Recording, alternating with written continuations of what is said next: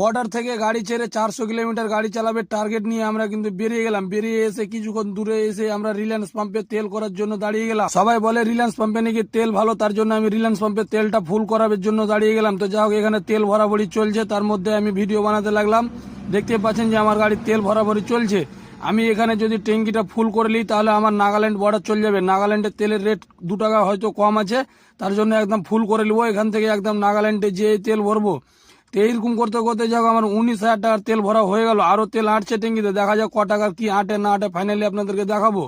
তো আমি এখানে ট্যাঙ্কি ফুল করে নিচ্ছি, তার কারণে ট্যাঙ্কি ফুল তেলে আমার নাগাল্যান্ড বর্ডার চলে যাবে। তো ট্যাঙ্কি ফুল করে নিলে একদম নাগাল্যান্ডে যেয়ে তেল করবো। নাগাল্যান্ডের যেহেতু তেলের রেট 2 টাকা কম আছে, তো যাই হোক আমার 21,600 টাকার মতো তেল আসলে ট্যাঙ্কি কিন্তু আমার ফুল হয়ে গেছে।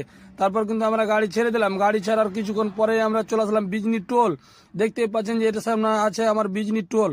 তো বিজনি টোলে আমি দেখতে দেখতে ঢুকে গেলাম। বিজনি টোলে এখানে খাওয়া দাওয়া করবো, যেহেতু আমরা ওখানে খাওয়া দাওয়া করেছিলাম 2টোর সময়।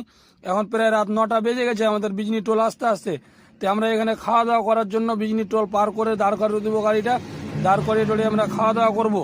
তো ফাইনালি আমরা গাড়ি দাঁড় করে দিয়েছি খাওয়া দাওয়া করার জন্য। তো একটাই গাড়িতে বসে গেছি 3 জন, যেহেতু আমরা 3 জন আছি। আমার গাড়িতে যেহেতু খালাসি নাই, তার জন্য আমরা খেয়ে নিলাম। তো এখানে ভাত রান্না করেছিলাম দুপুরে, ওগুলোই ছিল, ভাত আর মাংস ছিল, ওগুলোই খেয়ে দিয়ে বেরোবো। আর যেহেতু সারা রাত গাড়ি চালাতে হবে, তার জন্য হালকা করেই খাবো। কারণ যে গাড়ি চালালে কিন্তু সারা রাত গাড়ি চালালে খেতে বেশি হয় না, যেহেতু খেলে ঘুম চলে আসে, তার জন্য হালকা করে কিছু খাবো, খেয়ে বেরিয়ে যাবো। তো যাক, ওখান থেকে বেরিয়ে এসে আমরা বরপেটা টুল আসলাম। বরপেটা টুল এসে আবার চা খেয়ে জন্য দাঁড়িয়ে গেলাম।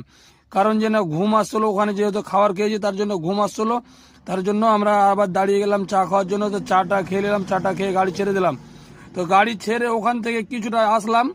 যা হোক, যেটা আমরা ভেবেছিলাম যে 400 কিলোমিটার গাড়ি চালাবো, সেটা আর হলো না। কিন্তু আমরা এখানে গাড়িটা দাঁড় করে দিলাম। এই যে ভারত পাম্প, আমরা আছি এখন বর্তমানে খড়পেটিয়া। আমরা যেতে পারলাম না, যেহেতু ঘুম চাপছে, আর ঘুমের মধ্যে গাড়ি চালানোটা ঠিক না, তার জন্য আমরা খড়পেটিয়া দাঁড়িয়ে করে দিলাম। যা হবে